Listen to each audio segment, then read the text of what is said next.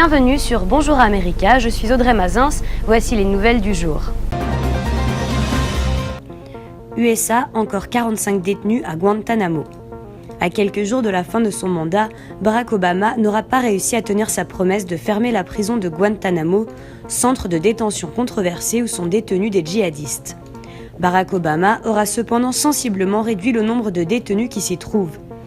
Quand il avait pris ses fonctions en janvier 2009, ils étaient 242. Aujourd'hui, alors que 10 détenus ont été transférés et sont arrivés au sultanat d'Oman, où ils résideront de manière provisoire, ils ne sont plus que 45 détenus à Guantanamo. Dans un tweet, le président élu avait exprimé son opposition à tout nouveau transfert de détenus depuis cette prison militaire vers d'autres pays.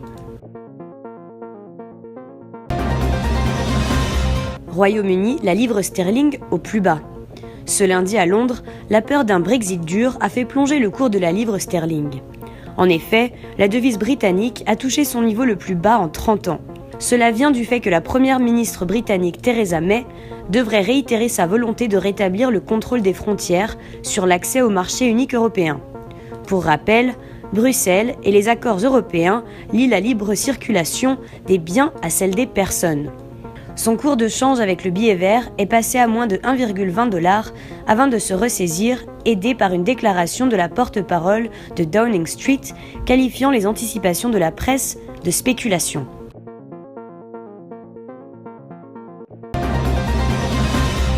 Canada, Pierre Moreau promu.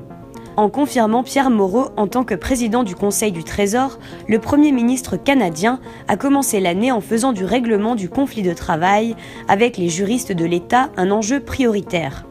Comme ses prédécesseurs, Moreau sera également ministre responsable de l'administration gouvernementale et de la révision permanente des programmes.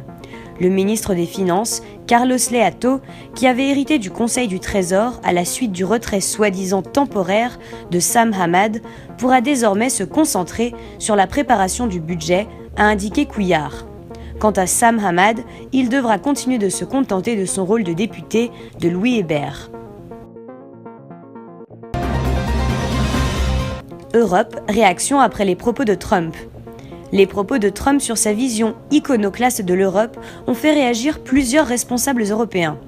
5 jours avant sa prise de fonction vendredi à la Maison-Blanche, Trump a multiplié les déclarations choc en commentant dimanche l'actualité européenne.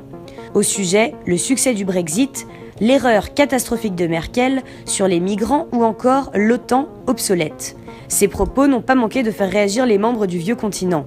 Si Paris et Berlin réaffirment l'unité de l'UE et ont fait vœu de resserrer les liens avec l'Union européenne, Londres a manifesté son empressement à signer un accord commercial rapide avec les États-Unis. France, second débat de la primaire de gauche. Le premier débat entre les 7 candidats à la primaire de la gauche avait été jugé ennuyeux pour la plupart des observateurs. Changement de ton 3 jours après, lors du deuxième débat. À une semaine du premier tour de la primaire de la gauche, Jean-Luc Benamias, Benoît Hamon, Arnaud Montebourg, Vincent Peillon, Sylvia Pinel, François de Rugy et Manuel Valls ont opposé plus vivement leur point de vue dimanche 15 janvier sur plusieurs sujets comme la gestion des migrants ou la législation du cannabis. Au terme de 2h40 qu'a duré ce deuxième débat, les candidats se sont d'ailleurs félicités de leurs échanges. Ce débat était beaucoup plus vivant et approfondi que le précédent, a notamment jugé Vincent Peillon.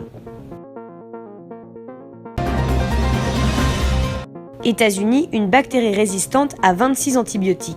Selon les Centres américains de contrôle et de prévention des maladies, une femme est décédée aux États-Unis infectée par une bactérie résistante à quasiment tous les antibiotiques existants. Cet événement suscite de nouvelles craintes d'une propagation de ces agents pathogènes mutants.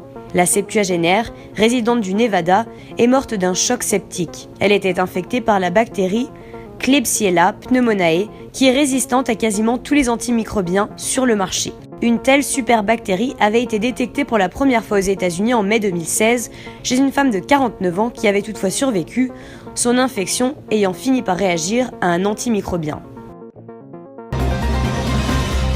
Merci d'avoir suivi le journal. Je vous retrouve très bientôt sur Bonjour America.